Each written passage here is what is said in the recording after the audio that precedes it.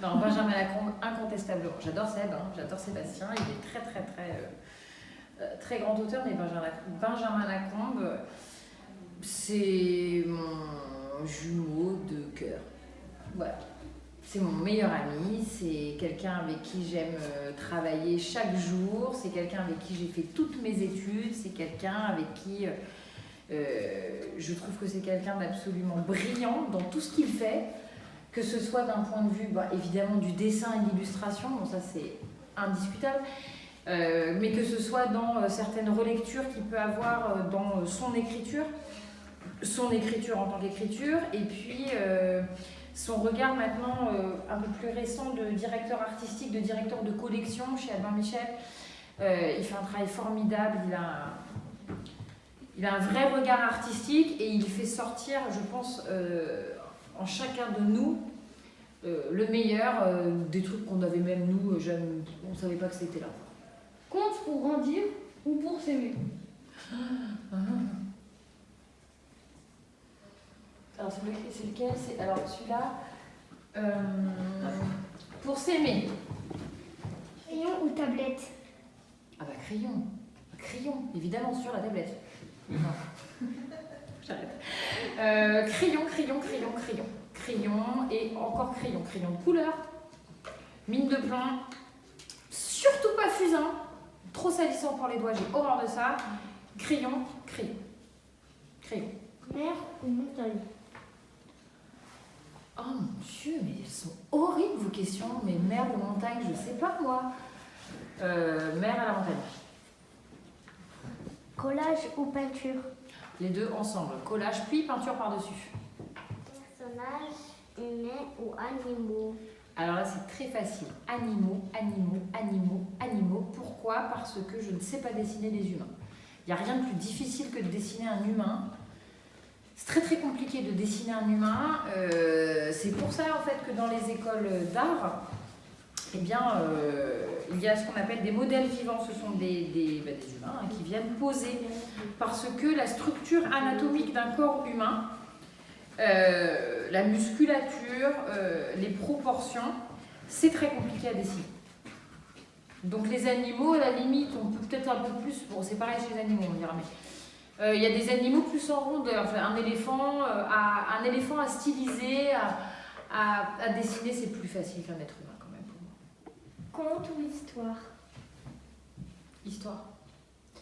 Histoire, le conte j'aime beaucoup, hein, mais il y a quand même quelque chose de l'ordre du... c'est un schéma un peu classique hein, quand même le conte. Histoire, je répondrais entre conte ou histoire, je dirais poème. Voilà. Mais parce que dans l'histoire, il y a quelque chose d'un peu poétique pour moi. Il y a quelque chose de l'ordre de... on peut raconter, mais dans un conte aussi en fait, mais on peut raconter plein de choses, ça dépend de comment on le fait. Ouais, j'aime bien raconter des histoires. Dragon ou pirate? Pirate. Juste pas pour le dragon, pas pour le pirate, juste parce que le jeu de transparence dévoile sur la mer. Lucia ou Nona? Nona. Et ça, je vais vous expliquer pourquoi. Lucia, je l'adore. Lucia, c'est ma cousine qui a écrit le texte. C'est l'histoire d'une petite fille qui veut danser, etc. Mais Nona, c'est Michel Pickman, l'auteur. Et Nona aborde un sujet qui me touche directement. Puisque les textes de Michel que j'ai demandé, enfin c'est pas moi qui ai demandé d'ailleurs, mais qu'on a travaillé en tout cas ensemble, sont des textes qui parlent de la différence et qui parlent de qu'est-ce que c'est que être différent, qu'est-ce que c'est que de penser différemment et qu'est-ce que c'est que d'être rejeté de tous. Et moi ce qui m'intéresse chez Michel c'est ça.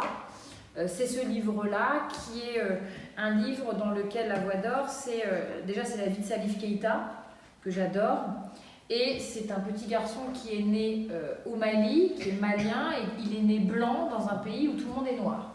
Donc être normal, c'est être noir, et lui, il est né blanc, donc parce qu'il il est albinos, il a cette maladie de peau en fait, et qu'est-ce qu'il a fait de cette différence? Et donc Nona, elle est d'une famille de communistes et dans une période historique terrible au XXe siècle que vous allez apprendre à l'école, peut-être que vous l'avez déjà appris. Nona, elle va essayer de survivre quoi, parmi ça, au milieu de ça, au milieu de ce qui se passe, qui est absolument ignoble et qui est terrible. Et Nona, c'est vrai que c'est une histoire un peu plus proche de ce qu'ont vécu ma famille. Alors, pas dans le sens où ils étaient communistes, pas du tout, mais dans le sens où toute la famille de ma mère, et donc ma grand-mère que j'ai très bien connue, connue, puisqu'elle est morte, elle était très âgée, quand j'étais petite, j'ai vu une photo d'elle.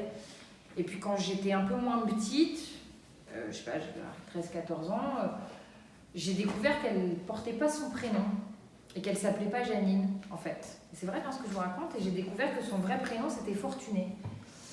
Et elle m'a montré la fameuse photo, et puis il y avait un truc qui était cousu sur sa chemise. C'était une étoile comme ça, toute jaune, où il y avait marqué juif au milieu. Et donc j'ai découvert que ma grand-mère, elle avait vécu la Shoah, que mon grand-père aussi. Puis son père, il était allé à Auschwitz, et puis il était rentré, il avait survécu à Auschwitz. Il était mort quelques temps après, mais il avait survécu à ça. Et donc, Nona, oui, évidemment. Pourquoi ? Parce que ça touche à un sujet beaucoup plus quand même profond, beaucoup plus grave, qui touchait directement mon histoire familiale, c'est-à-dire qu'est-ce qui se passe ? On a une race, une couleur, une pensée, une opinion différente, et ça peut aboutir à quelque chose de très très grave, mais de très grave. Et c'est des sujets que j'aime travailler dans les livres. Voilà, que ce soit Salif sur le fait d'être blanc dans un pays de noirs, et qu'est-ce qu'il va en faire de cette différence ? Une force. Que ce soit Nona, qui est issue d'une famille communiste, et puis pas être facile pour elle tous les jours. C'est vrai que ça touche à des choses chez moi beaucoup plus proches de ce que je pense, de ce que je suis. Lucia, j'ai adoré illustrer Lucia, c'est pas la question.